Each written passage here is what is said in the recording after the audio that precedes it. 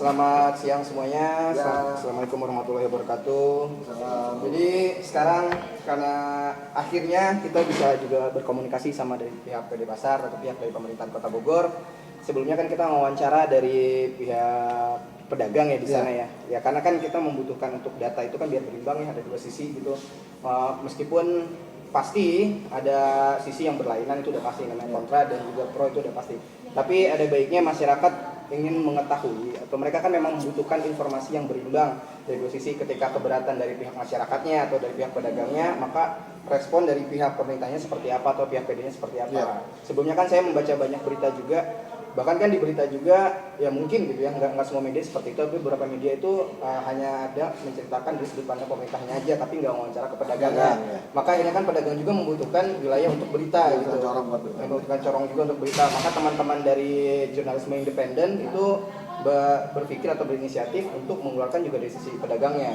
Nah, karena kita pun menginginkan dua sisi itu biar berimbang dan lebih baik lagi, maka kami juga menginginkan untuk datang ke teman-teman yang ada di Perumda atau ada di pemerintahan agar kita mendapatkan informasi juga gitu Pak.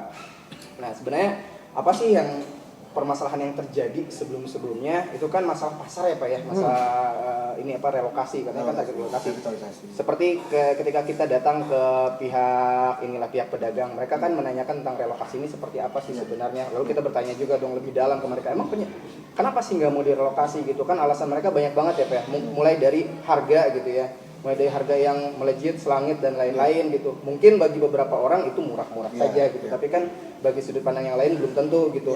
Nah, sebelum lari ke sana, ada pertanyaan yang ingin saya pertanyakan gitu ke pihak pemerintahan. Alasan utama kenapa Pasar Bogor harus dipindah gitu, terus mau diganti apa sih? Dan selain Pasar Bogor itu ada lagi nggak sih pasar lain yang sebenarnya mau direlokasi atau mau apa gitu dilakukan seperti apa? Silakan Mas. Saya kenalkan dulu, Perkenalkan ya. Saya Agus, saya PLN Dirut Perumda Pasar Bogor Jaya. Saya dengan Pak Hans Maraden, manajer usaha jasa. Ini ada Pak Ardian, kepala pasar Bogor yang sekarang. Ada Pak Saiful, kepala pasar TPT yang pernah pasar Bogor juga. Kami ada di sini lengkap tuh supaya nanti informasi yang nyampe tuh utuh. Supaya dari segi teknis bisa tersampaikan. Makanya saya hadirkan teman-teman dari Perumda juga supaya semua bisa lebih jelas. Ya. Saya deskripsikan detailnya, gambar umumnya dulu aja ya. Gambar umum. RPJMD Kota Bogor itu mengatur terkait dengan penataan kawasan ya. Masalah bangunnya menengah daerah Kota Bogor itu masalah penataan kawasan. Lalu di situ termuat bahwa fungsi pasar tradisional tidak lagi dimungkinkan ada di tengah kota. Pasar Bogor tengah kota. Itu dari segi aturannya. Terus yang berikutnya kontrak hak guna pakai antar Pemkot Bogor dengan PT Guna Karya selaku pengembang Pasar Bogor dahulu habis masa berlakunya sampai 2013. Jadi sudah habis. Dan memang nama pasar itu tidak ada yang jadi hak milik. Itu ada aturan ya Pak Haris ya. Namanya pemilikan kios pasar itu nggak boleh menjadi hak milik. Itu mengikuti masa hak guna pakainya ada 20 tahun, 25 tahun, pasar 10 tahun, 5 tahun ada. Tergantung kesepakatan antar pengembang dengan pemerintah kota dimanapun itu. Jadi saat Plaza Bogor, Pasar Bogor sudah habis masa pakainya dan sesuai dengan RPJMD Kota Bogor yang mengatur tidak boleh ada lagi pasar tradisional tengah kota karena itu adalah kawasan area utama jalan protokol. Digeserlah pasar tersebut ke daerah utara, daerah Sareal, timur, selatan juga ada. Jadi tengah kota itu nggak ada pasar tradisional. Dan opsi ini sudah tersampaikan kepada para pedagang jauh hari sebelumnya, bukan baru sekarang. Dari tahun 9 tahun lalu, ya, sudah sama oleh pedagang. Cuman Pemkot Bogor sedang mengkonsepkan seperti apa konsepsi nanti Pasar Bogor. Gitu. Sampai akhirnya di Renbis, Rencana Bisnis Direksi Perumda Pasar Bogor Jaya 2019-2024 itu termuatlah Pasar Bogor itu akan kita revitalisasi. Yang pasar lama itu kita relokasi ke Jambu 2 dengan Sukasari sebagian. Muncullah begitu mulai kita kerucutkan bahwa ini akan berjalan, baru muncul reaksi-reaksi yang kayak sekarang ini. Walaupun para pedagang udah tahu sebelumnya, kita udah komunikasi, mungkin rapat udah puluhan kali mungkin dengan para pedagang. Mungkin ada pola komunikasi kami yang kurang pas dengan para pedagang, mungkin kita pedagang sampaikan. Saya selaku PLT Dirut memulai langkah ini dengan komunikasi.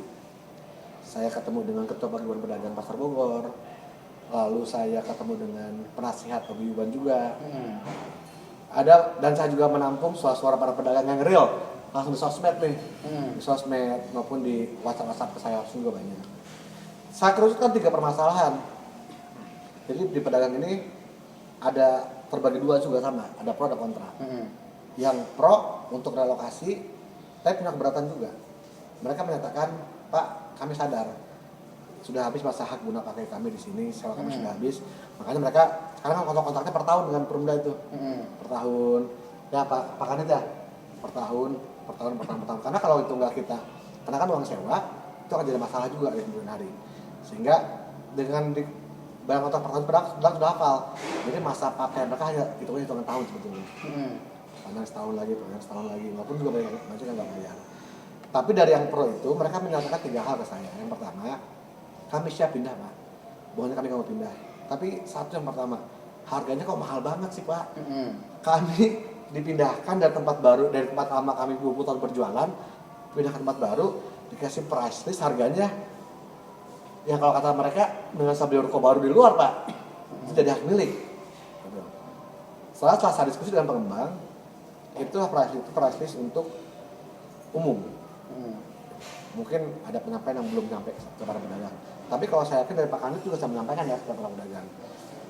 Jadi saya diskusi dengan pengembang dengan uang 1 juta rupiah, 1,5 juta rupiah, pedagang udah bisa masuk menempati kios di pasar Jambu 2 sebetulnya.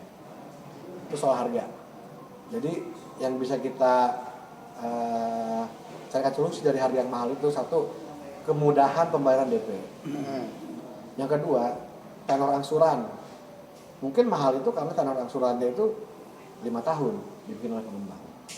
Jadi kalau kita bikin 10 tahun, pengembang dengan bank bisa bekerja sama, mungkin akan bisa lebih murah untuk angka cicilannya. Kalau kami sudah hitung untuk kios yang paling kecil, itu para pedagang sehari hanya perlu uang Rp15.000 untuk punya kios selama 20 tahun di pasar Jambu 2. Ya pasar Jambu 2. Rp15.000 sehari. Bayar sampai kan nabung sehari 15.000 sewa pakainya, dan mereka bisa memiliki selama 20 tahun di Jambu 2. DP yang kata teman-teman pedagang, DP 30 juta, 40 juta. Tapi uang dari mana Pak? Itu saya harus sampaikan dengan pengembang. Bayar 1,5 juta pun, 1 juta pun kalau hanya ada 1 juta, masuk mereka, daftar masuk. Gitu. Jadi soal kemudahan pembayaran itu sebenarnya sangat bisa didiskusikan. Bukan berarti si pengembang kaku harga mati harus segitu. Yang nggak mampu, udah lu nggak gitu. Jadi ada kemudahan-kemudahan dari pengembang yang sudah kami sampaikan kami tanggung pengembang supaya bisa disampaikan kepada para pedagang. Ya, jadi angka 1 juta itu clear, 1,5 juta itu clear. Bayar segitu sebagai booking fee kalau jadi, pedagang bisa masuk ke Jambu 2. Yang kedua, khawatir penolakan dari pedagang pasar Jambu 2. Nanti kita masuk ke sana Pak, kita akan dikucilkan, kita akan ditentang, pokoknya dibikin gak nyaman. Saya temui Ketua Paguyuban Pedagang Pasar Jambu 2, Bu Sarfiah. Saya dengan dia ngobrol lama. Bu Sarfiah ini sama kritis sekali orangnya. Saya sampaikan, Bu, ini kita akan cara gini. Dia paham dan mereka sangat welcome. Kenapa? Karena pikiran mereka, kalau semua pasar masuk ke sana, otomatis keramaian pun akan terpusat di situ. Gitu. Sekarang terpecah. Ada di Pasar Bogor, ada ke Jambu 2, Jambu 2 sepi sekarang. Gitu. Tapi kalau kita geser semuanya ke Jambu 2, keramaian akan terpusat ke sana. Jadi kekhawatiran kedua dari para pedagang kaitan dengan penolakan dari pedagang pasar Jambu 2 itu terbantahkan. Saya jaminkan. Bahkan para pedagang Jambu 2 siap menyambut. Kalau pedagang pasar Bogor mau pindah ke sana, mereka akan menyambut dengan tari-tarian segala macam kayak gitulah. Yang pasar Jambu 2 seperti itu. Yang ketiga, kekhawatiran soal hutang. Ini kita buka-bukaan aja ya. Iya. Yang para pedagang existing sekarang punya beban hutang untuk sewa dan service charge itu lumayan besar. Bahkan mungkin hampir 10 miliar lebih ya. Total. Hutang sewa 10 miliar. Ini service charge yang nggak bayar service charge segala macam. 10 miliar lebih. Mereka khawatir kalau kita pindah ke tempat baru, udah mah kita mesti bayar DP yang besar, kita hutang juga sama Perumda. Itu kekhawatiran mereka. Saya sampaikan, saya lapor ke Pak Wali Kota. Saya rapat dengan tim juga di sini. Kalau memungkinkan, kita hapuskan hutang pedagang Pasar Bogor. supaya mereka masuk ke tempat baru itu dengan kondisi yang enak, nyaman. Gitu. Nggak ada khawatir beban hutang, mereka hanya bayar untuk kepemilikan sewa pakai di jam 2 aja. Dan Pak Wali udah menyetujui. Saya sudah diskusikan dengan tim, walaupun memang potensi kita punya potensi pendapatan di beberapa pasar. Tapi saya bilang ini harus kita ambil. Kalau kita pengen tetap narik hutang ke mereka, mengharap uang 10 miliar itu buat operasional kita, nanti akhirnya malah nggak jalan. Opsinya dihapus hutang itu. Pedagang minta sebenarnya diringankan, dicicil dan segala macam. Tapi saya bilang, kalau sampai dihapus pun kita siap bisa mengakomodir itu. Jadi khawatir soal hutang yang nanti akan ditarik sampai pindah itu terbantahkan. Kalau emang belum disepakati, kita kan buatan SK-nya. SK pengawasan hutang pedagang pasar X, pedagang pasar Bogor. Jadi udah gak ada khawatir soal itu. 3 poin itu yang saya tangkap nih, soal harga, penolakan, dan soal hutang. Tapi ada juga kelompok pedagang sebagian kelompok pedagang lain yang total menolak. Alasannya apa Pak? Saya udah temuin mereka. Alasannya apa mau menolak direlokasi? Alasannya ya kita nggak mau Pak. Ini ada history, ini hidup kami di sini semua di sini gitu. Jadi tidak based on apa yang mereka rasakan ya. Histori kami itu kami udah lama jual di sini pada 20 tahun. Bahwa mereka paham sudah habis masa pakainya. Dan yang mereka punya AJB di bawah itu AJB antara pedagang dengan PT Guna Karya, bukan dengan Pemkot Bogor. Pemkot Bogor bekerjasama dengan Guna Karya sewanya habis. Nah, otomatis yang rangkaian di bawahnya pun akan habis juga masa sewanya. Tapi selama itu belum kita pindahkan, mereka masih menempati di sana, makanya Perumda Pasar Lokan Jaya ngapain? Menarik uang sewa. Menarik uang service charge. Sewa itu tahunan, bukan per 20 tahun, bukan per 5 tahun, tapi tahunan.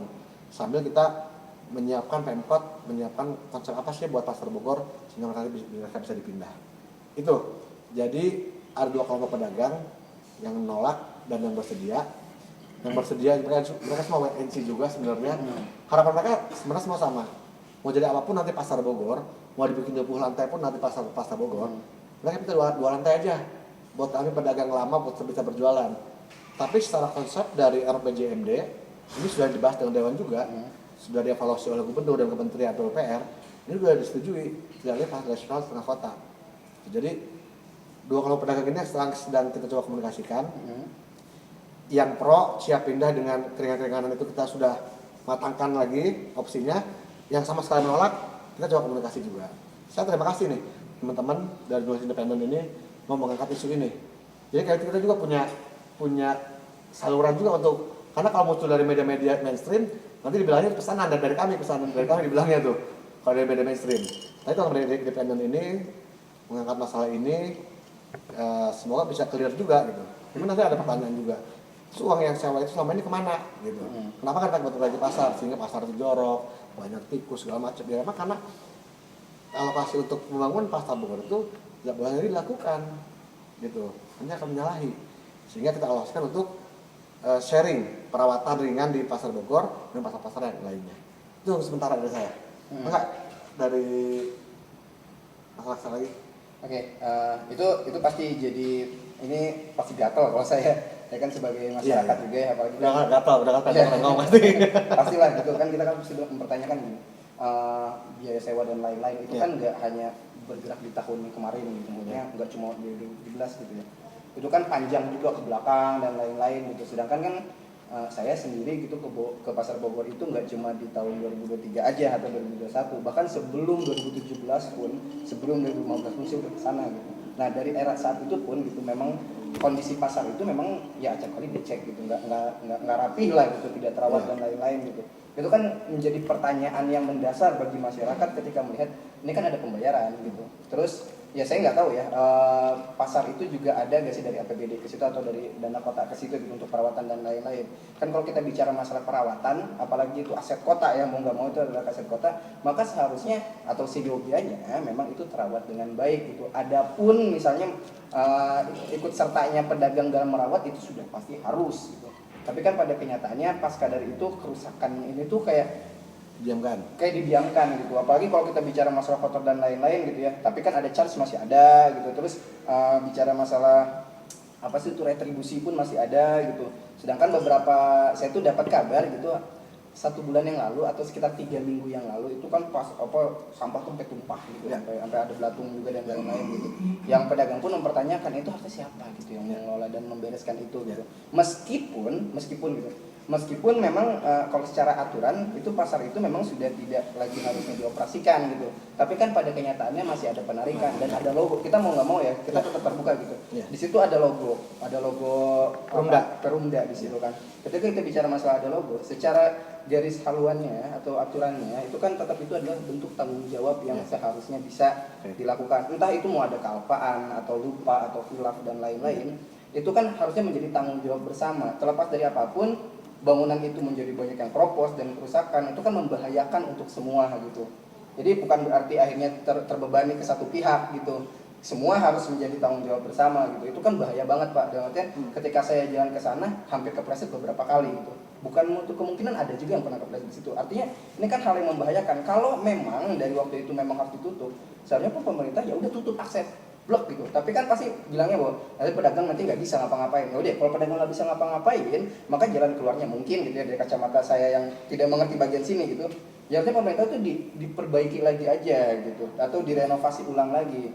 Kalau kita bicara masalah aturan gitu kan. Kalau kita bicara masalah tadi nggak mungkin dilanjutin karena aturannya udah bilang operasionalnya berhenti. Loh, tapi kan ini kan bisa dilangkahin aturannya. Salah satu langkah aturan adalah mereka masih diizinkan di sana dengan adanya penarikan gitu ya Pak ya. Nah, kenapa bisa melangkahi aturan dengan mengadakan penarikan tapi tidak bisa melangkahi aturan untuk merenovasi? Nah, itu kan yang jadi pertanyaan teman-teman. Karena ini maksudnya pedagang pun bertanya demikian gitu sama gitu ya. Ini kan saya menyampaikan apa yang dikatakan. Itu sih Pak. Nah, paling jelaskan saya sedikit soal sampah ya, sedikit nanti baru Pak Manajer saja saya. Soal sampah saat saya jadi PLT itu saya memang ngecek langsung ke pasar belakang, belakang TPS itu ya. Dan saya perintahkan manajer KTI untuk melakukan bersihan. Dan saya cek dong. Kita retribusi sampah itu ke Dinas Lingkungan Hidup sebulan 39 juta untuk pengangkutan sampah. Dan ternyata setelah kita evaluasi kenapa sampah yang numpuk, dari angka 39 juta itu yang kalau untuk retribusi ke Dinas Lingkungan Hidup setiap hari itu menyisakan 1 truk sampah setiap hari itu. 1 truk sampah menyisakan setiap hari itu. Yang kalau udah akumulasi sebulan numpuk. Gitu. Akhirnya saya perintahkan naikkan anggaran untuk pengangkutan sampah di belakang. Ya artinya retribusi pedagang water bersihan itu biarlah kita bayar untuk bayar retribusi lingkungan hidup. Dan sekarang saya selalu monitor di belakang itu penumpukannya nggak pernah tinggi lagi. Gitu. Karena kita naikkan anggaran untuk itu. Tapi kalau kembali ke pertanyaan Mas Fakir tadi, kenapa kok bisa ini sudah habis tapi tetap disewakan? Nah, nanti Pak Manajer saya akan menjelaskan. Ya, terima kasih ya. Ini alhamdulillah nih. Terima kasih.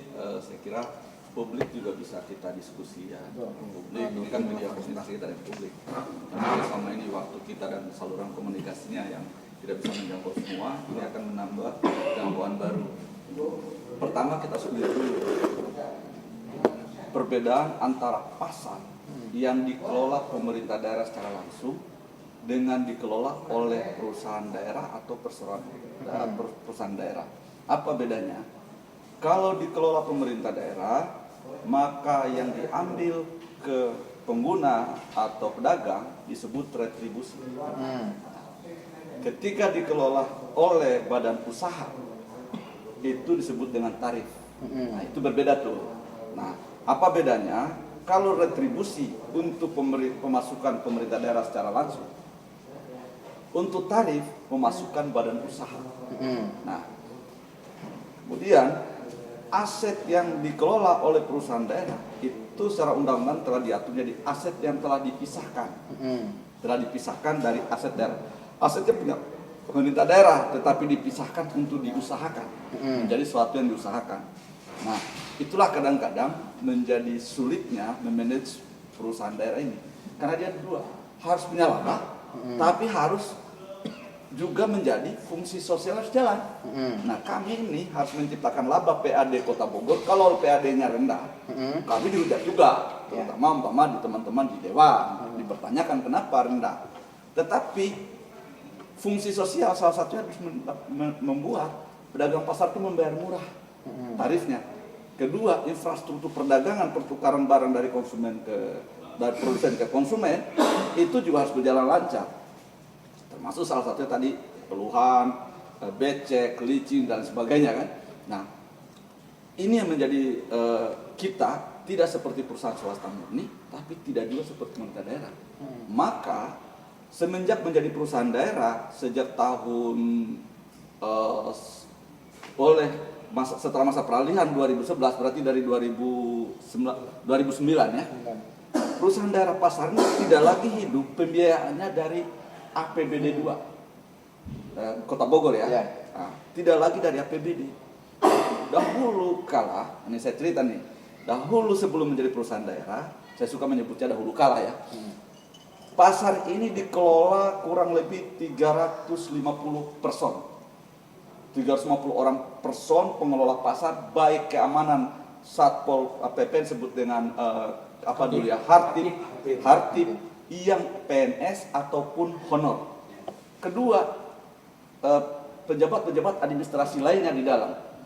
Nah, kalau kita kalikan ekuivalen pendapatan mereka sebulan pada waktu itu, umpama kita kalikan dengan 5 juta, nah, kali dengan 350, itu udah sebulan berapa itu? 350, kalau 300 aja, kali dengan 5 juta, udah jelas tuh 1,5 miliar. Kali dengan 12 bulan, itu artinya sekitar hampir 20 miliar dari gaji ASN yang ada di Perumda Pasar. Jadi waktu itu dinas pasar ya, dinas pasar. Itu baru pegawainya. Belum anggaran tahunan yang dianggarkan APBD untuk tadi perbaikan infrastruktur dan lain sebagainya, maintenance, pembangunan gedung baru, dirata-ratakan itu bermain antara 10 sampai dengan 20 M. Maka sesungguhnya begitu beralih menjadi perusahaan umum daerah, pasar ini diperintahkan kepada perusahaan, yuk hidupin diri sendiri, saya kasih modalnya ini. Ini modal pertama bangunannya dalam bentuk rangkaian infrastruktur yang mayoritas sudah tidak layak. Sama dengan saya kasih angkot lah, angkot yang umur 20 tahun. Jadi lebih banyak perbaikannya daripada pendapatannya, kira-kira begitu. Nah, plus uang operasional awal sekian. Setelah itu, yuk hidup sendiri. Dan ini modal harus menjadi laba. Nah, itulah menjadi beratnya ketika mulai menjadi perusahaan daerah. Nah, kira-kira gitu bedanya. Jadi pertanyaan tadi kawan dari sini, apakah masih dapat dari Pemda? Sudah tidak. Sudah tidak untuk perawatan infrastruktur. Dapat apa kita? Dapat penyertaan modal baik bangunan maupun uang yang harus dipertanggungjawabkan nanti menjadi laba. Nah, laba Perumda itu 55% per tahun dari laba bersih kita 10 miliar. Berarti 5,5 miliar itu harus ke pemerintah daerah, sisanya adalah dana cadangan dan pengembangan usaha. Kira-kira begitu ya. Nah, apa yang menjadi kendala kita? Pertanyaan tadi, ketika bangunan Pasar Bogor ini ada dipungut pendapatan baik sewa maupun service charge, dipakai apa? Rasanya kok lebih besar, ya kan? Tapi kok Pasar Bogor tidak mendapat perawatan yang maksimum, kira-kira begitu. Nah, saya ingin menjelaskan konsep bisnis Perumda Pasar. Konsep bisnis Perumda Pasar itu ada 3. Yang lain malah sampai 5 mengkategorikan pasar. Pertama, pasar kelas 1 atau kelas A. Kedua, pasar kelas 2. Ketiga, pasar kelas 3. Pasar kelas 1 itu adalah diproyeksikan mendapatkan laba. Pasar kelas 2 itu diproyeksikan break even point. Pasar kelas 3, pasar yang disubsidi. Nah, mana saja yang pasar disubsidi? Pasar Cumpok atau pada suka. Itu harus disubsidi karena lebih banyak karyawannya daripada pemasukannya. Nah, perawatan sebagainya. Begitu juga Gunung Batu. Nah, begitu juga sekarang Tanah Baru, Pamoyanan. Nah, pasar-pasar kecil pinggiran ya, itu kita subsidi. Dari mana subsidinya? Nah, pasar yang disubsidi apa? Merdeka, Sukasari. Nah, mana yang subsidi pasar-pasar tadi? Pasar Anyar Blok AB, Pasar Anyar sama Pasar Bogor. Jadi ya tadi tanya kemana sih duitnya? Nah, karena kan kami menjadi kesatuan menjadi satu kesatuan bisnis. Nah, jadi mau nggak mau pasar yang kecil pun harus subsidi karena tanggung jawab sosial kami dimanapun di penyangga Kota Bogor pasar harus jalan. Tapi kan secara bisnis nggak bisa nih, karena kita nggak bisa bilang gini, Pak penjual material, saya minta diskon dong harga semennya 20.000 karena saya menjalankan fungsi sosial, nggak bisa. Atau saya ngomong ke PLN, Pak tagihan saya 120 juta. Bulan ini saya bayar 30 aja Pak, saya minta subsidi. Nggak bisa, PLN juga perusahaan juga. Ya, nah, hal-hal seperti ini yang berbeda dengan dikelola pemerintah. Nah, kembali berfokus pada. Jadi jawaban tadi dikemanain sih? Iya, Memang lebih pasar bagus Bogor itu rata. laba dipakai mensubsidi pasar-pasar lain. Nah, kira-kira begitu dan menciptakan laba yang sebagian labanya juga setorkan ke pemerintah daerah. Kira-kira begitu ya. Nah, lalu pasar Bogor itu seperti apa sih? Kalau bicara kumunya, saya datang tahun 2011 dengan sekarang saya boleh bilang masih mending sekarang. Saya datang 2011, masuk PD Pasar, saya menjadi kabak penertiban, salah satu yang mengurusi sampah saya dan bangunan, penertiban dan teknik. Pak Hardian bareng saya waktu itu ya, kita tahu persis, mending sekarang. Iya. Nah, kedua, saya tahu persis kondisi pasar di Bogor karena saya, menurut saya di Cumpok, saya tinggal orang Cumpok sekitar situ, tahu persis lah saya kan. Jadi, sekarang seperti apa? Begitulah keadaannya. Kenapa tidak bisa dibangun baru? Revitalisasi bukan rehab ya, bukan revitalisasi. Revitalisasi kan membangun baru. Revitalisasi itu secara ekonomi investasinya dibutuhkan investasi itu kembali minimal 20 tahun. Kalau sekarang kita investasi di situ, sementara pasar itu dialokasikan tidak lagi di tengah kota untuk pasar seasonal, maka kami itu membuang duit kira-kira ratusan miliar di situ gitu. Sementara perusahaan diminta untuk laba buat pendapatan pemerintah daerah. Nah, lalu apa konsep? Kenapa kami mau menerima, bukan mau menerima ya, menerima dengan hati terbuka menjadi program pemerintah. Pertama kami perusahaan pemerintah. Apa yang diputuskan oleh pimpinan, oleh di atasnya kami harus lakukan tadi. Dari jelasin. Kenapa itu perlu dilakukan? Gini, kota Bogor tuh nggak punya tambang. Jangan samain dengan daerah lain yang punya batu bara, punya nikel segala macam. Yang kedua, kota Bogor tuh nggak punya lahan pertanian, jangan samain dengan Kabupaten Bogor. Nggak punya pabrik, ada industri kayak Kabupaten Bogor. Kota Bogor tuh betul-betul kota yang hidup dari kota jasa dan perdagangan. Jasa apa yang paling besar di kota Bogor kalau kita melihat postur pendapatan daerah? Posturnya adalah pajak berupa rumah makan, kuliner dan sebagainya termasuk parkir. Nah, artinya apa sih pengembangan kota Bogor dan sudah kita bahas sejak tahun 2000-an. Kota Bogor dari zaman Padiani sudah diarahkan ini menjadi kota jasa dan wisata. Kota jasa wisata itu harus gimana sih? Kota jasa wisata itu harus tempatnya menarik, ya kan? Kalau di situ kumuh orang nggak mau datang. Nah, captive marketnya mana? Oh, Jabodetabek paling besar di Indonesia captive marketnya.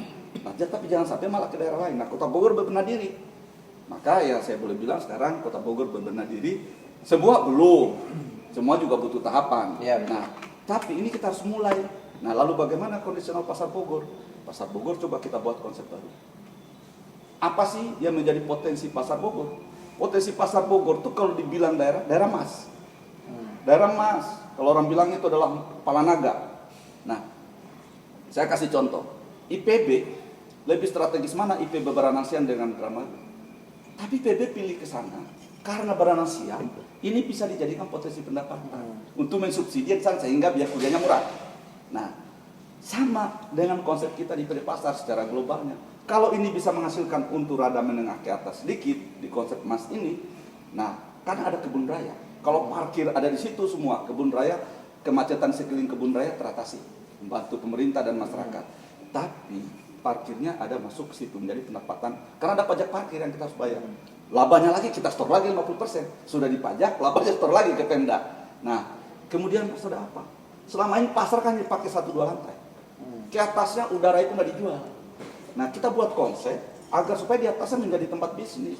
Apa yang cocok situ? Banyak. Hotel masih captive marketnya di kota Bogor, terutama di lingkar kebun raya.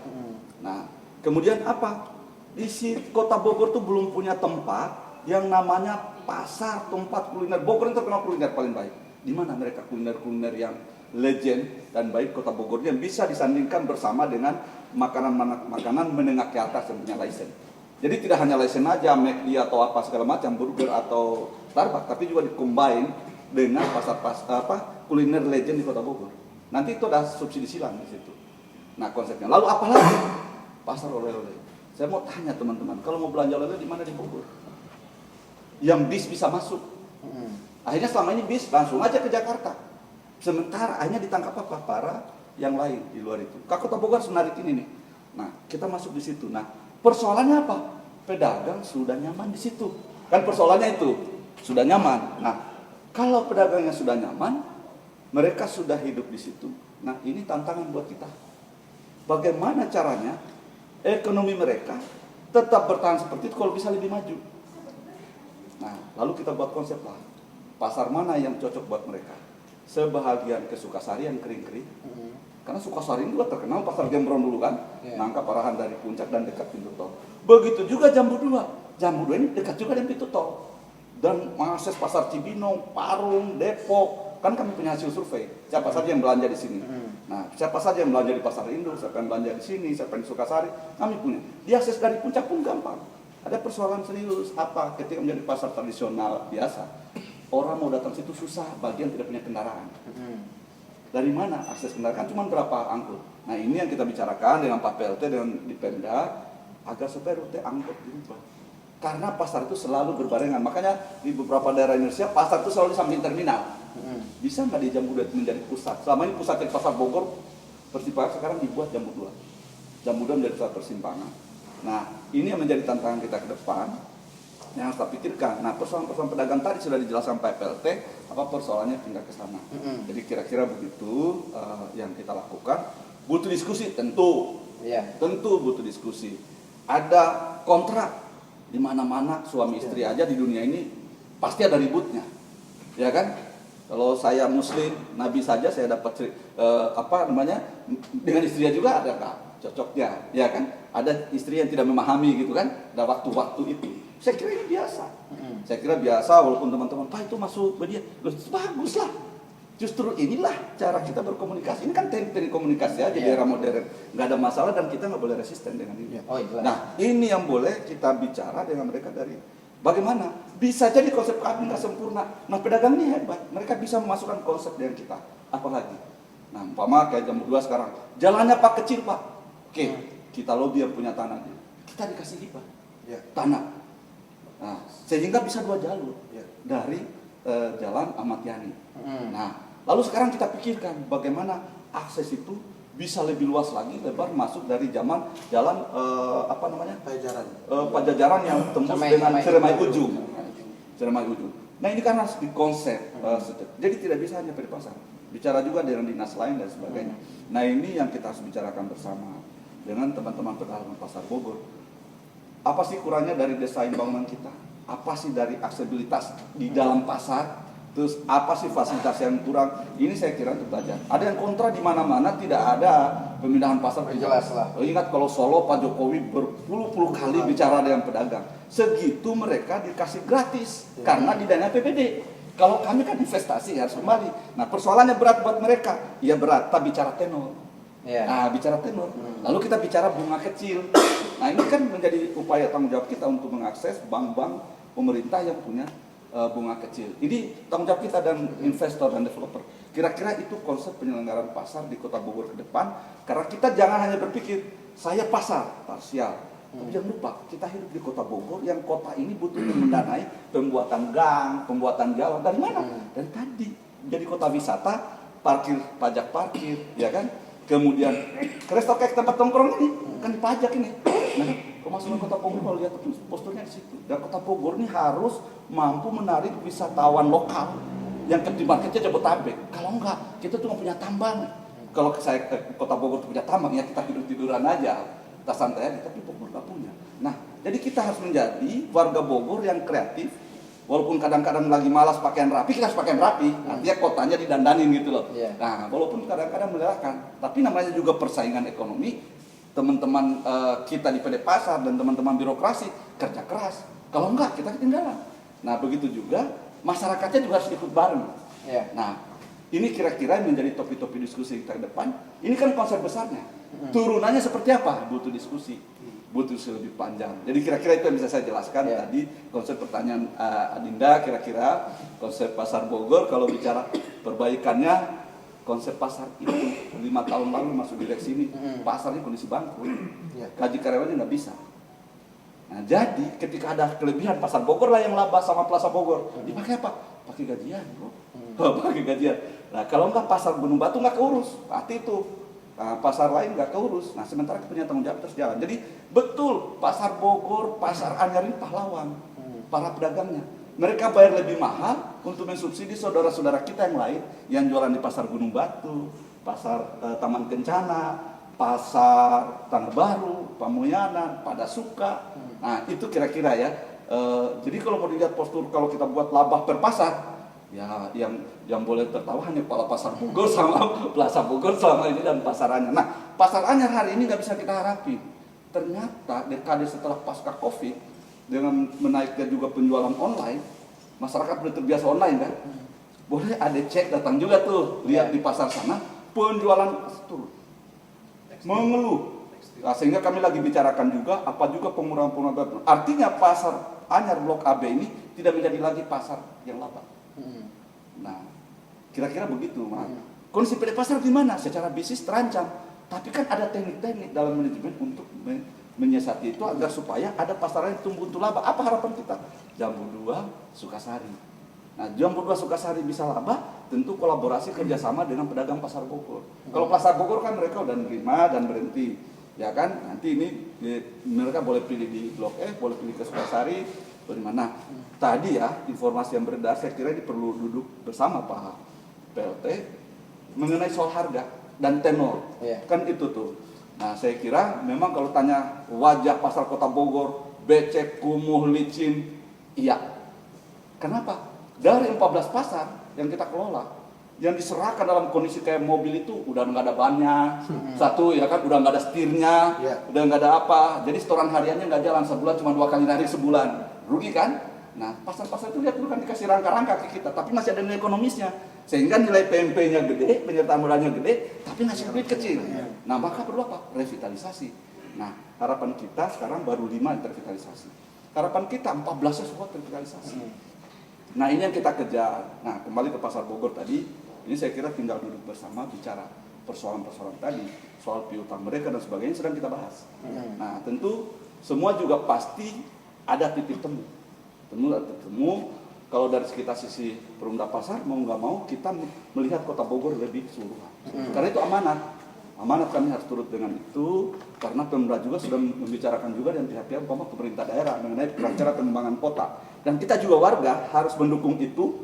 Buat apa? Ini kota tempat kita hidup. Kalau itunya juga pendapatan Kota Bogor nggak dapat, kecil, ya maka juga yang tadinya setahun bisa 500 gang dicor gitu, nanti tinggal 100. Kan itu pada akhirnya juga balik ke masyarakat semuanya. Kira-kira begitu ya gambaran bisnis konsep PD pasar. Terima kasih.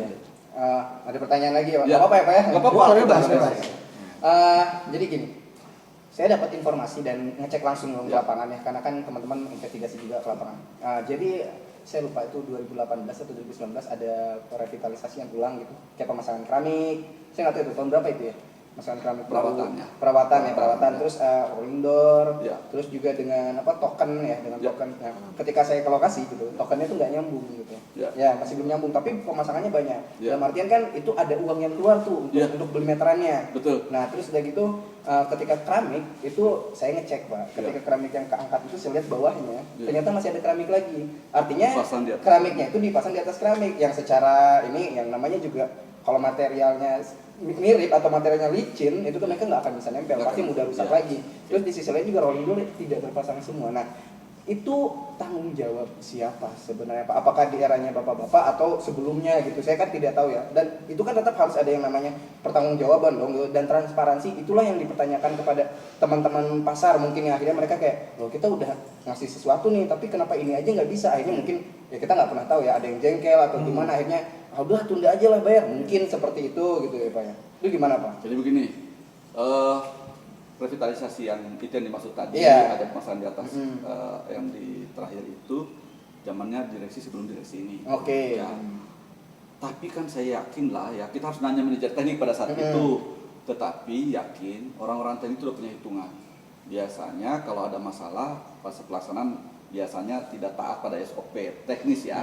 Tapi saya belum investigasi full tuh, ada yang terangkat atau apa. Tapi persoalan tadi tidak terpasang semua, memang pasar Bogor tuh dianggarannya begini, kita punya anggaran sekian, ini butuh 100 juta, kita punya anggaran hanya 40, jadi 40% yang dipasang, termasuk rolling door itu. Jadi menganggarkan bukan semua terpasang, enggak, memang sesuai, jadi volumenya berbeda, walaupun dihitung normal nih butuh 1000 loading door, 100 rolling door. Ternyata anggaran kita hanya cukup 40, hanya 40 rolling door dipasang. Atau 80, hanya 80, 20-nya nggak terpasang. Yakin tuh saya, tidak mungkin karena ada konsultan pengawas itu di audit kita kan, kalau itu ya jumlah volumenya ya.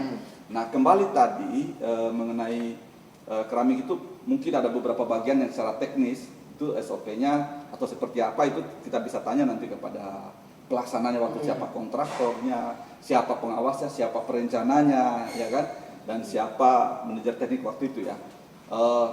Kemudian tadi pertanyaan berikutnya apa ya tadi ya pertanyaan berikutnya selain pemasangan token. Nah token ini dulu begitu dipasang token itu kan harus menggunakan server. Server itu harus menggunakan sinyal. Di Pasar Bogor ternyata ada masalah soal sinyal itu, dicoba berkali-kali tidak connect. Jadi pertanyaan duit itu kemana? Pasang token itu kemana? Dipakai, digunakan di pasarannya. Sekarang sedang lagi bersambung karena itu tetap terpakai. Ada berita acara pemindahannya berapa token dipindahkan ke pasarannya Blok AB. Belum semuanya, belum, karena kita juga belum ada anggaran semua. Tapi setidaknya yang pencurian-pencurian gini, Anda ini pakai listrik. Kalau nggak pakai sambungan kan bisa banyak aja. Tapi kalau pakai gitu kan kita terukur. Kalau pakai 20.000 bayar 20.000, kalau bayar 5.000, 5.000. Kalau nggak pakai nggak bayar. Kira-kira nah token itu, tokennya itu kan sekarang, oh di mana itu token? Ada berita acara pemindahannya ke Blok AB setahu saya ya. Jadi itu bukan hilang barangnya, kan itu udah menjadi aset Perumda Pasar. Ini daripada tidak fungsi di sini, akibat yang lama ini dulu entah apa kondisi teknisnya, maka direksi baru memutuskan ya dipakai di sana dong, ke Blok AB gitu. Nah kayak Blok F sekarang cuma kita pakai token dan bagus sudah pakai server itu harus bayar juga, ratusan juta juga. Nah kira-kira itu kalau pertanyaan tokennya tadi disampaikan, kita juga pernah cek dulu hitung berapa yang fungsi, berapa yang enggak, berapa yang diperbaiki, berapa yang di-upgrade, karena kan gini softwarenya berbeda. Nah upgrade software masukkan digunakan di pasarannya. Nah tetapi kalau tadi soal keramik yang terangkat mungkin parsial perlu dicek lah bagian tekniknya. Itu kira-kira. Jadi itu direksinya adalah direksi sebelum direksi Pak Muzakir CS ya. Nah, itu sebelum itu pelaksanaan proyeknya. Saya mau menambahkan sedikit sih Pak.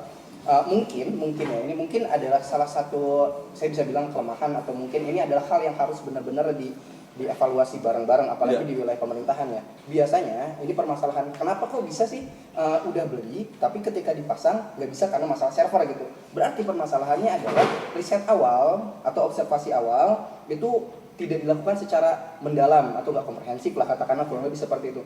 Andai saja pihak pemerintahan atau pihak PD itu benar-benar kajiannya mendalam, melibatkan akademisi, pakar, ahli yang memang di bidangnya, yang tidak ada kecenderungan pro ke pemerintah atau pro ke rakyat atau kemanapun itu gitu, atau pro ke perusahaan, tapi memang netral mereka. Jadi hal-hal kayak gini tuh nggak ada gitu Setuju Pak. saya. Setuju 1000% malah. Saya Karena itu merugikan kita. Nah, itu setidaknya kalau bisa dipakai umpama gini, harusnya dipakai mulai hari ini, nanti tahun depan dipakai. 1 tahun itu udah nyiksa kita. Nah, betul. Pelayanan kita tidak menjadi baik di mata pedagang. Setuju saya. Makanya sekarang ini kita sangat ketat itu kalau mau ikutin di dalam perdebatan kita di dalam tuh, tapi kan nggak mungkin kita bicara di luar betul, sepakat.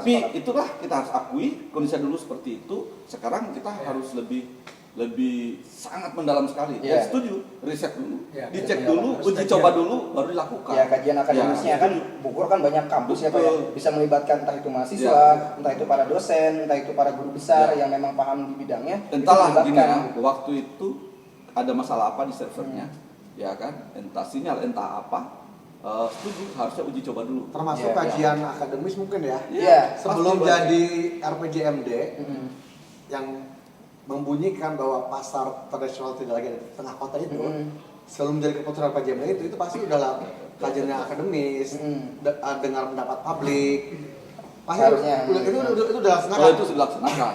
Makanya muncullah bunyi di RPJMD itu. Teknis internal kita tadi itu saya kira ini menjadi pelajaran ke depan untuk kita benar itu. Setuju saya. Seperti itu ya. Saya kira sih di masa-masa kita ini sangat benar itu untuk fokus dengan itu. Sama ini Pak.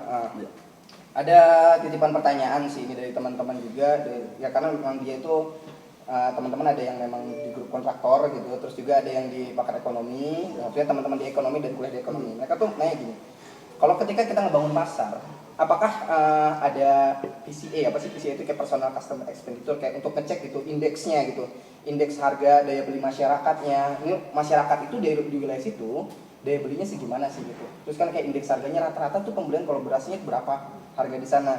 Karena kan ini kan pasti berpengaruh banget gitu ya Pak. Berpengaruh itu dalam rangka gini. Ketika mereka pindah, kalau misalnya sewanya tinggi gitu, otomatis nggak mungkin mereka nggak naikin harga mereka untuk mencapai itu gitu. Nah, ketika harganya naik, pertanyaannya siapa yang mau beli? Apakah memang pendapatan per kapita di kita itu mampu untuk membelanjakan itu masyarakatnya? Gitu. Yang pertama. Yang kedua, pertanyaan dari mereka juga traffic di sana tuh gimana sih? Kan kalau yang namanya mau memindahkan sesuatu itu benar-benar kajian akademisnya matang, bukan adain dulu tempatnya, tapi fasilitas penunjangnya dulu ada. Misal kalau mau bikin pasarnya di sini, otomatis sebelum ada pasarnya di situ, jalannya dulu dibangun, ya, trafficnya dulu dibangun. Sampai masyarakat bertanya, kenapa harus ada jalan sebesar ini di sini, atau kenapa harus ada jalan potong di sini? Bukan malah tempatnya dulu diadain, akhirnya bingung, ini jalannya enaknya lewat mana ya? Kan kalau kayak gitu kita ngebangun, ya terkesan ngebangun sesuatu tuh kayak asal-asalan, dan artian ya ini jalannya belum ada tapi tempatnya udah ada, kayak ngebangun hotel di dalam hutan gitu. Ketika hotelnya udah di dalam hutan baru dibikin jalannya, kan orang jadi bingung ya ngangkutnya gimana lewat sana, ngangkut barang-barangnya gimana. Nah itu kayak hal seperti itu Pak. Ada gak sih memang kajian akademisnya? Kalau memang ada kajian akademis sebelumnya, boleh nggak sih masyarakat untuk tahu secara transparan kan permasalahan-permasalahan kayak gini, permasalahan-permasalahan masyarakat curiga, masyarakat mempertanyakan sesuatu, itu kan karena transparansi. Ya, kita boleh dong untuk tahu masyarakat gitu ya, namanya pajak dari masyarakat gitu ya Pak ya. Kayak ketika ngomongin masalah token kepada kemana, terus masalah ini kok begini, ya kan permasalahan kenapa masyarakat bertanya, karena kita nggak pernah lihat transparansinya. Wajar dong kita nanya. Atau sebelum-sebelumnya ada pembangunan di Bogor, ini pembangunan baru sebentar kok udah rusak lagi, kenapa? Loh, kita harus tahu dong bahan yang dipergunakan apa sebagai masyarakat loh kita, karena kan kita kan bayar pajak gitu ya, masyarakat bayar pajak, dan itu yang mungkin memang kita ingin pertanyakan gitu. Ada gak kajian akademisnya? Di mana dan siapa yang melakukan gitu. Ini tadi saya sampaikan ya. Bunyi pemindahan pasar tradisional tengah kota itu ada di RPJMD Kota Bogor. Oke. Yang pasti itu teman-teman dari Baperinda, nanti kita atur waktu ketemu dengan Baperinda juga. Boleh. Ya, karena kami di Perumda Pasar melaksanakan apa yang menjadi aturan di atasnya. Jadi di RPJMD mengatur bahwa pasar yang sudah berada di tengah kota lagi ada RPJMD dan tata detail rencana tata ruang kota. Ya, jadi nanti kalau untuk yang kajian akademis, saya yakin teman-teman Baperinda itu melakukan produk RPJMD dan RDTR itu tidak asal bikin. Nanti atur waktu, saya ketemu dengan kepala Baperinda. Ada pasti lebih paham kayak kajian akademis segala macam, dia lebih paham pasti.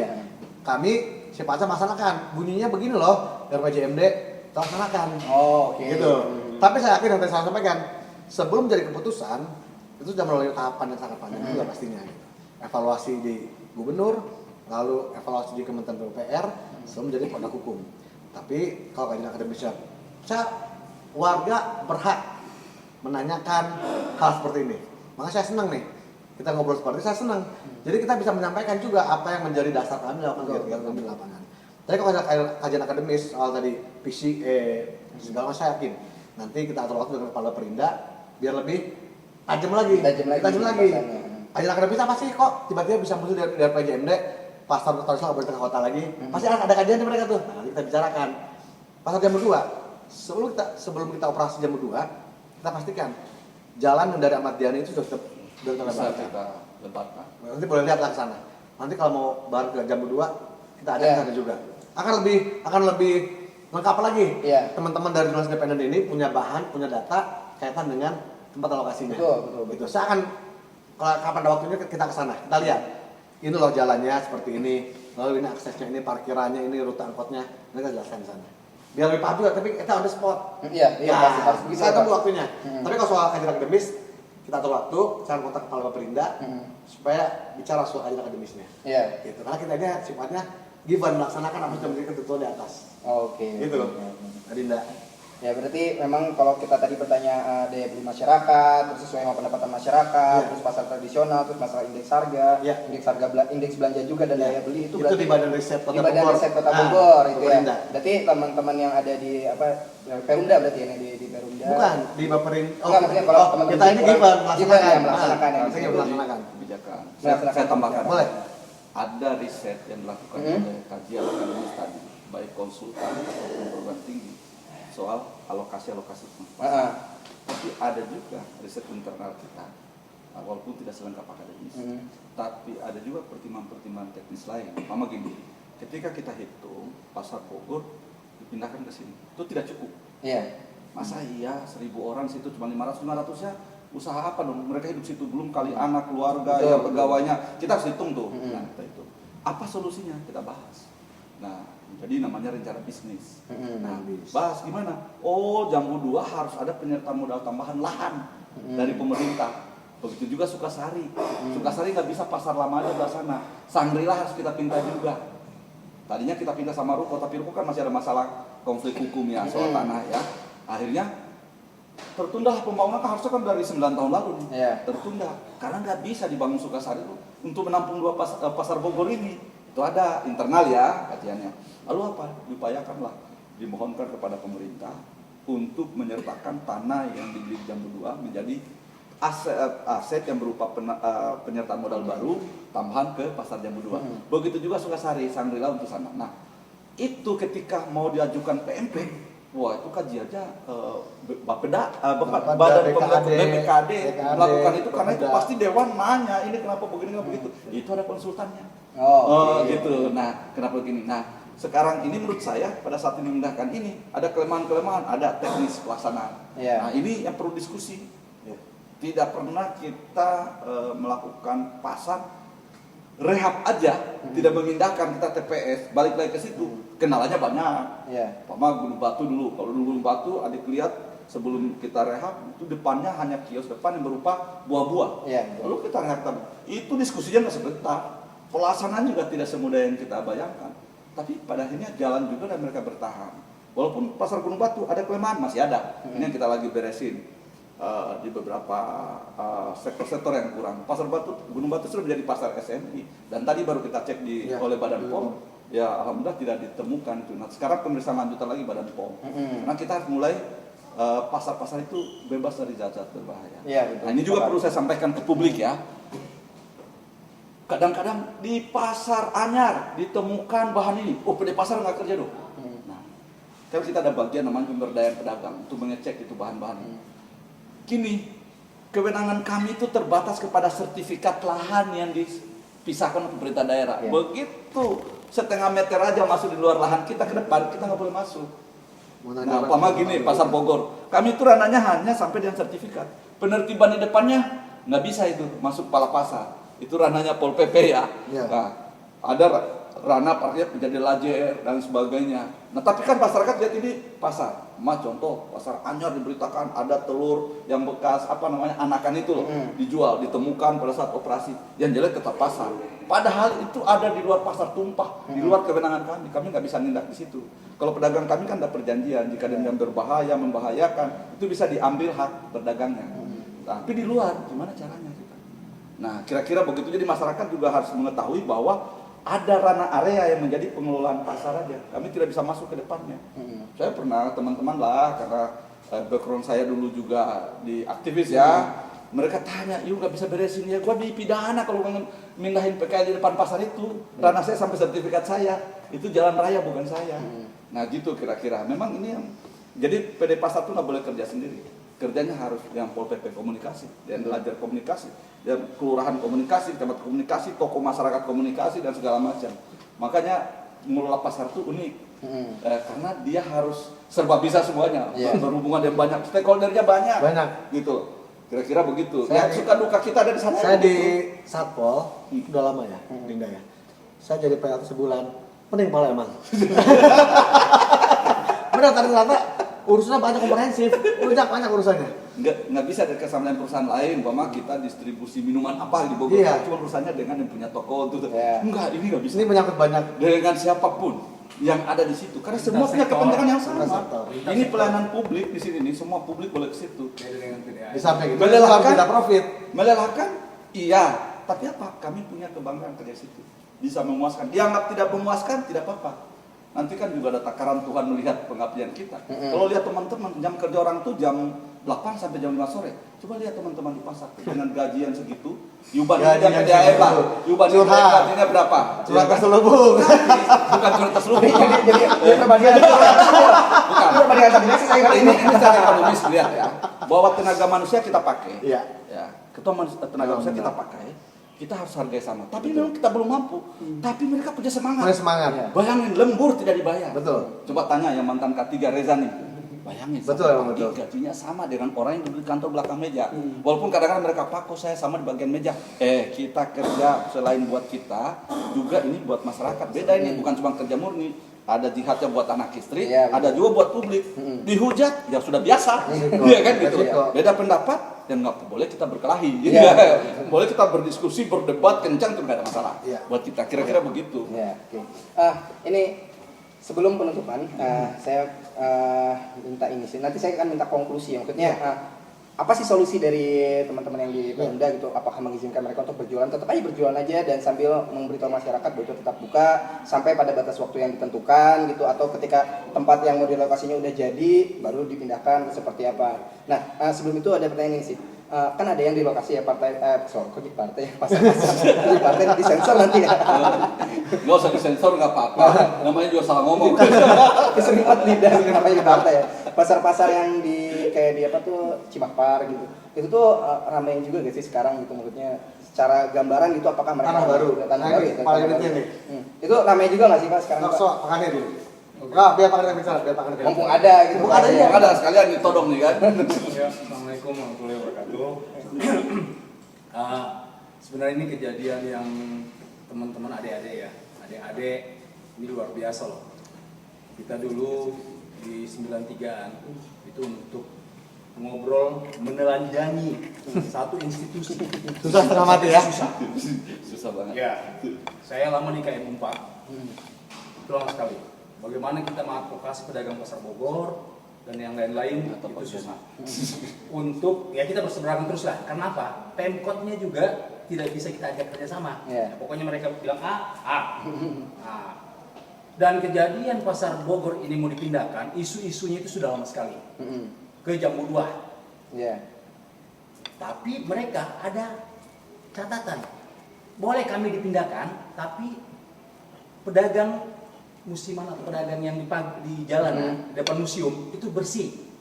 Kemudian di dekat lawan skating itu bersih. Yeah. Baru Jambu 2 ramai. Karena apa?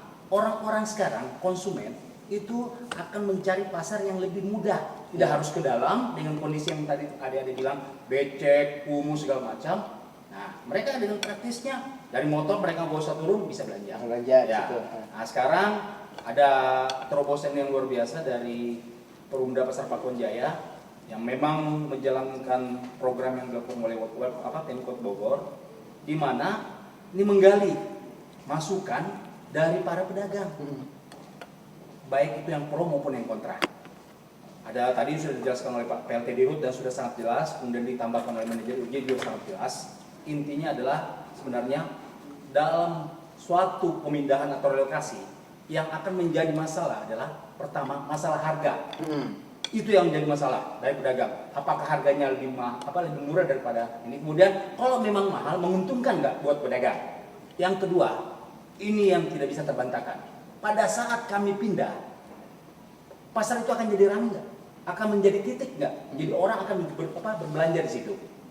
Untuk Jambu 2, saya yakin akan menjadi salah satu tempat yang cukup signifikan, yang cukup baik untuk para pedagang. Karena apa? Pemerintah Kota Bogor, saya mengikuti beberapa musrembang, karena saya ada 3 di pasar ya. Bogor Selatan, Tengah, Tanah Baru. Pak Wali itu menjelaskan, ini sekarang ada rekayasa lalu lintas ya, Pak PLT, Iya. dari DLAJ untuk memudahkan angkot-angkot untuk mengakses ke dalam pasar. Iya. Nah, termasuk salah satunya pasar Jambu 2 yang sekarang lagi dibuka. Nah, bahkan nanti mungkin ada terobosan angkot 08 itu harus benar-benar Masuk buka di dalam. situ. Iya. Nah, balik lagi atau apa? Nah, itu nanti program dari pemerintah kota. Untuk Tanah Baru, ini adalah salah satu program dari pemerintah Kota Bogor sebagai bagian dari kampanye yang memang Pak Wali Kota dan Wakil yang sebentar lagi habis adalah menyiapkan pasar-pasar di sudut-sudut kota. dengan alasan supaya masyarakat tidak harus ke tengah kota untuk memenuhi kebutuhan sehari-hari, mengurangi kemacetan. Cuma di situ lihat, pasar di sudut kota itu akan menjadi sepi kalau dilihat ada beberapa faktor. Itu topografi, akses yang tadi Anda bilang. Akses, apakah pasar tersebut mudah dijangkau? Kemudian yang ketiga adalah harga. Apakah lebih mahal dengan warung-warung yang ada dekat pasar? Karena apa, sekarang udah ya mungkin ada udah bisa lihat lah, daerah Sukaraja, Cimapar, itu sekarang warung sayur itu lengkap komoditinya. Lengkap komoditinya, udah jual daging, ikan, sayuran, sudah lengkap lah. Jadi mereka ya namanya warga, ngapain saya harus ke pasar, udah lengkap kok, cuma bedanya cuma 5.000 atau 3.000. Nah itu menjadi PR. Untuk Tanah Baru itu diresmikan oleh Pak Menteri pada tanggal 29 Desember 2023, dan memang tingkat dari ketertarikan dari pedagang pertama ya itu cukup besar, karena di situ ada 6 ruko, 14 kios, 126 los. Rukonya hampir penuh, tinggal satu lagi yang masih kosong. Kiosnya tinggal 2, sebenarnya sudah penuh, cuma memang lagi kayak nomor B5 dengan B4 itu dari ada salah satu dosen di Pakuan yang membeli situ untuk alat listrik. Kemudian los itu kurang lebih sekitar tinggal 20 lagi yang belum terisi. Nah, jadi mereka baik itu warga atau pedagang di situ dengan kondisi pasar yang ada di Tanah Baru kemudian aksesnya ini, mereka mendengarkan apa program-program dari Pemkot. Rencananya di depan Raden Kanan, Jalan Raden Kanan ya, itu nanti angkot akan lewat depan situ. Itu sudah dibahas oleh pemerintah kota. Sebenarnya ini keinginan masyarakat dari lama. Ini mohon disampaikan, dan ini warga sangat mendukung dan meminta kepada ya semuanya lah. Bahkan LSM di situ itu bekerja sama dengan kita untuk memperjuangkan angkot bisa lewat situ. Kenapa? Selama ini warga Cimapar mau ke kantor catatan sipil itu harus 3 kali naik angkot. Iya, kan putus-putus. Iya, putus-putus kan. Kalau memang 05 bisa dibelokkan ke situ, mereka bisa ke pasar, ke Puskesmas Bogor Utara, dan ke kantor catatan sipil. Nah, jadi ada 3 fasilitas publik yang bisa terjangkau. Nah, untuk sekarang komoditi yang ada di pasar Tanah Baru itu hampir semua ada, hampir mirip dengan Gunung Batu. Toko emas semua ada lengkap. Memang sekarang ada beberapa pedagang yang memang belum bisa berjualan karena mereka melihat ya kemarin masih ya dampak dari pandemi Covid ini kan masih ada ya. Kemudian ya kalau memang pasar sudah ada di tengah kota, saya yakin ini pasar Tanah Baru akan menjadi salah satu pasar yang ramai karena memang dekat dengan akses tol. Ya. Kemudian yang kedua, ada beberapa pedagang dari pasar Bogor sudah pindah ke situ dan sekarang lebih laris. Teman-teman bisa cek yang penjual handphone. Penjual handphone yang di kios, ngambil kios A5 dengan A6 itu sangat laris dibanding dengan dia buka di pasar Bogor yang harus ke dalam. Ini aksesnya sangat dekat. Nah, kemudian yang kedua, toko emas sudah mulai laku. Kemudian nanti malamnya kita rencana kuliner malam di situ akan kita buat. Nah, ya kita yakin sih, saya setuju dengan apa yang disampaikan dan saya orang yang paling kritis di PD Pasar.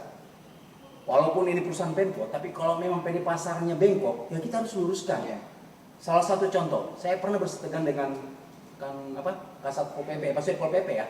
Pada saat Cumpok itu harus dipindahkan ke bawah, karena itu kan ranahnya Pol PP. Karena kita PD Pasar, PD Pasar itu sekarang tidak lagi berlaku yang radius 200 meter lah. Nah, jadi radiusnya itu cuma sekitar, benar kata Pak Aris tadi. Jadi radius itu yang punya wilayah siapa?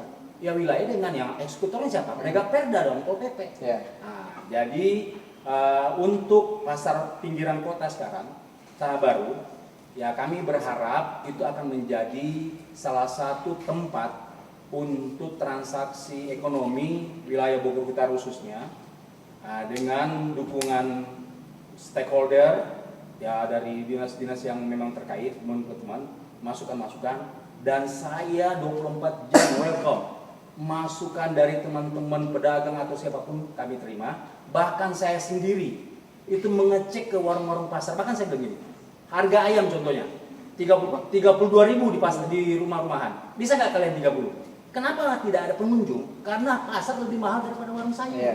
Nah, itu menjadi PR. Benar. Sekarang PD Pasar ke depannya harus punya tim kajian bagaimana caranya mencari alasan atau solusi kenapa pengunjung bisa sepi. Nah, itu teman-teman, ngapain harus keluar? Teman-teman juga harus tahu ngapain kalian kerja di PD Pasar kalau tidak tahu kenapa pasarnya sepi. Iya. Nah, kemudian yang kedua, PD Pasar itu punya Tekum, pasar induk. Kita berharap ke depannya Tekum ini akan memberikan kemudahan pedagang-pedagang yang di pinggiran untuk membeli harga yang lebih murah. Karena alasannya kan sekarang kenapa harga mahal? Karena beli Tekum jauh. Padahal itu kan pasar milik PD Pasar juga. Tapi kalau mungkin ada kerjasama dengan bandar-bandar yang ada Tekum, dengan kemudahan transportasi mungkin akan lebih murah, sehingga pedagang menjualnya ke konsumen itu akan lebih murah jatuhnya. Dan ekonomi yang ada di Bogor Utara khususnya untuk Tanah Baru ya, itu akan lebih baik. Dan ya, apa yang diinginkan oleh pemerintah Kota Bogor supaya pasar-pasar yang sudah bangun di sudut kota benar-benar berjalan sesuai fungsinya. Terima kasih. Iya. Sip. Yuk, keren banget nih jawabannya. Panjang banget ya. Ini wawancara saya terpanjang Pak. Dipotong berapa video nih? 7 kayak 8 mungkin. Ya nggak apa-apa lah. Ini demi keterbukaan informasi buat teman-teman dimanapun ya. Itu tadi jawabannya luar biasa panjang banget ya, dan jawaban semua panjang. Ada saya minta konklusi dari pihak pemerintahan lah Pak, dari PD gitu. Jalan keluar solusi yang paling logis dari kalian bisa manusiawi gitu kepada para pedagang itu seperti apa? Silakan. Ya, saya dari awal dengan para pedagang saya konsisten setiap pertemuan. Yang menjadi keberatan pedagang itu soal harga dan 3 poin tadi. Kami akan jaminkan 3 poin tersebut. Harga, terus penolakan dari jamu 2 dan soal piutang. Tapi kalau kita harus mundur lagi, kita harus keluar dari rencana bangunan jangka menengah daerah Kota Bogor. Ini harus melewati kajian-kajian yang panjang lagi, gitu. Dan kajian-kajian ini pun sebelumnya sudah disampaikan dalam dengar pendapat ke publik ada.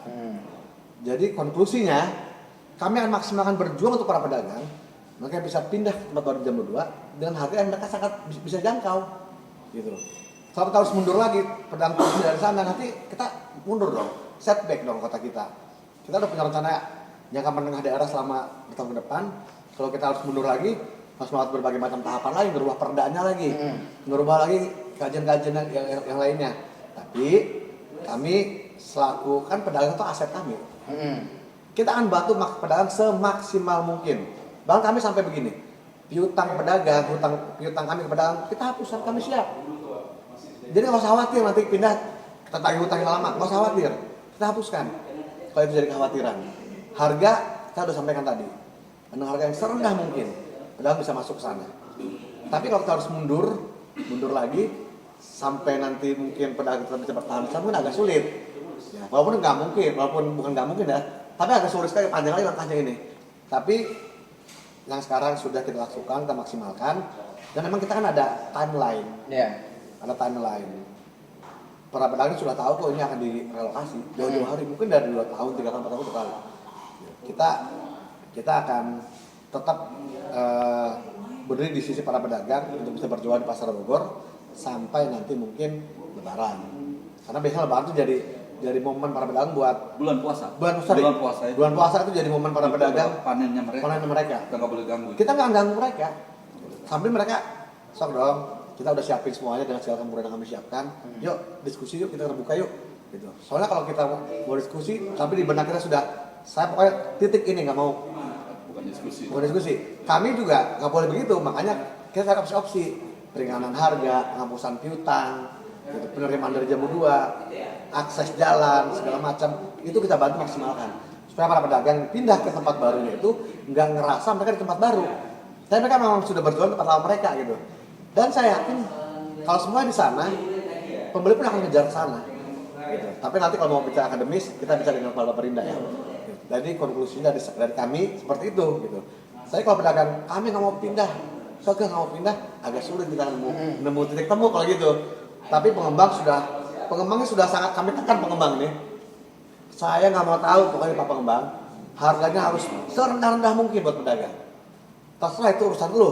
ngobrol dengan bank, perpanjang tenor, cari yang bunganya sedikit, dan DP awal booking fee itu jangan beberapa pedagang. Berapa bisa sanggup saya bilang? 1,5. Kalau cuma 1 juta gimana? Ya udah siap 1 juta juga, yang penting masuk sini. Jadi artinya seharusnya kalau angka 1 juta mereka nanti nabung dari sekarang, harusnya sudah siap harusnya. Iya. Gitu. Itu mungkin Oke. dari kami seperti itu. Ini saya sedikit menegaskan lagi ya bahwa konklusinya dari pihak PDSD atau Perumda Perumda. itu siap membersamai Kan bersama pedagang. pedagang Kadang tuh aset kami. Iya, Aset kami pedagang itu. Jadi termasuk kayak tadi apa ya komunikasi lagi lebih Iya. intens gitu. Iya. Terus udah gitu juga pasti diakomodir lah ya. Berarti keresahan-keresahan Kita akomodir. termasuk masalah harga dan lain-lain Ya, gitu ya. hutang yang jadi Hutang bahkan hutang juga hutang bakalan Perumda kita akan hapus. dihapuskan. Hapuskan. Ya, Walaupun tapi ini potensi loss pendapatan buat kami sebenarnya ini. gitu. Tapi ini kita perlu langkah radikal. Ah. Kita perlu langkah radikal supaya kita udah berkabar banyak. Ayo dong teman-teman pedagang juga bantu kami juga. Tapi kita nggak mungkin dengan pedagang. Kalau nggak ada pedagang, Perumda mau jadi apa? Aset kami pedagang gitu. Iya. Aset kami mereka itu. Yang nggak pedagang aja kita minta jadi pedagang gitu. Lagi pedagang gitu masa kita. Gitu aja. Oke. Gitu. Ya, terima kasih kepada teman-teman yang sudah mendengarkan. Ini panjang banget ceritanya. Panjang ya? Dan luar biasa ya. Jadi tadi kan udah jelasin bahwa konklusinya akan membersamai pedagang dan selebihnya akan seperti apa. Ya. Ya memang ada baiknya komunikasi dengan pedagang lebih intens lagi. Saya pun sekarang selain hanya kemudian melakukan pedagang Iya, selain itu. termasuk juga entah mau bikin perjanjian dengan pedagang seperti apapun itu sehingga tidak ada yang keberatan satu sama lain dan bisa Iya. membangun kota bareng-bareng. Ya, gitu ya, Pak. siap, siap. Terima kasih ya Bapak. Terima ya. kasih banyak nih. Adinda Raksa ini luar biasa nih. Terima kasih. Luar biasa. Kita jadi punya corong buat menyampaikan versi kita dari sisi Saya salut sama Masyarakat. mereka, sangat kreatif ya, Ya. mencari celah-celah komunikasi buat publik. Dan saya bilang ke teman-teman di Perumda, jangan argi sama kritik. Iya. Oh, kalau lu argi sama kritik, mundur. Ya, betul. Gitu. Siap, terima kasih kalau begitu. Sampai jumpa lagi ya. Sampai jumpa lagi di masalah nggak bisa ya. Kalau sampai jumpa lagi di masalah berikutnya. Jangan. Nggak ada masalah ya, Pak ya. Sampai jumpa lagi diskusi Diskusi berikutnya. diskusi berikutnya ya. Itu nggak ada masalah. Oke, siap. Dadah. Thank you.